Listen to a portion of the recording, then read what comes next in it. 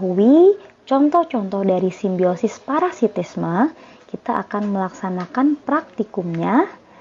Yang pertama, alat dan bahan yang kita butuhkan adalah lembar pengamatan, yang kedua alat tulis, dan yang ketiga adalah lingkungan sekitar kita. Dari hasil pengamatan, yang pertama yang saya temukan adalah hubungan antara siput dengan pohon nangka. Dalam hal ini, siput memperoleh keuntungan berupa makanan, yaitu daun-daun pohon nangka untuk tetap menjaga kelangsungan hidupnya. Sedangkan pohon nangka mendapatkan kerugian di mana daunnya menjadi rusak dan menghambat proses fotosintesis sehingga mengganggu pertumbuhan dan perkembangan pohon nangka. Yang kedua adalah hubungan antara nyamuk dengan manusia. Nyamuk memperoleh keuntungan berupa makanan dengan cara menghisap darah manusia, sedangkan manusia dirugikan karena bagian tubuh yang dihisap oleh nyamuk menjadi gatal, bentol-bentol, kemerahan, dan berpotensi terjangkit suatu penyakit yang ditularkan oleh nyamuk. Selanjutnya adalah hubungan antara ulat dengan tanaman jeruk nipis.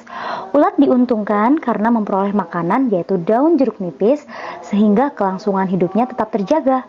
Namun tanaman jeruk nipis dirugikan karena daunnya menjadi rusak, bolong, menghambat proses fotosintesis, dan mengganggu pertumbuhan tanaman. Yang keempat adalah hubungan antara kutu putih dengan tanaman puring.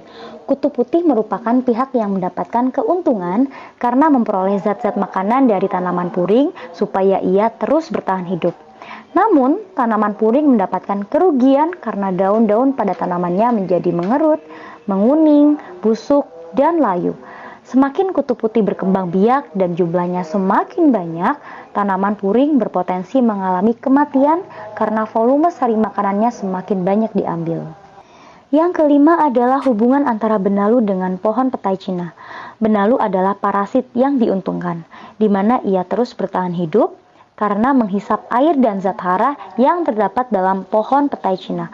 Sedangkan pohon petai Cina sebagai inang yang ditumpanginya mendapatkan kerugian karena air dan zat hara diambil oleh benalu.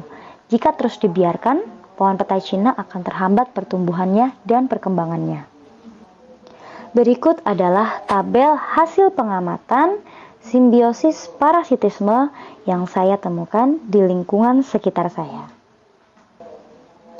Kesimpulan dari hasil pengamatan hari ini adalah ada 3 jenis simbiosis yang terjadi dalam hubungan antar organisme.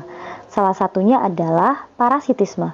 Simbiosis parasitisme terjadi pada hubungan antara 2 jenis makhluk hidup yang berbeda, yang mana satu pihak diuntungkan atau parasit, sedangkan pihak yang lain dirugikan atau inang.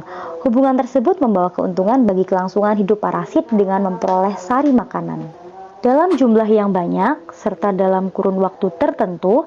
Keberadaan parasit dapat menyebabkan kematian bagi makhluk hidup yang ditumpanginya.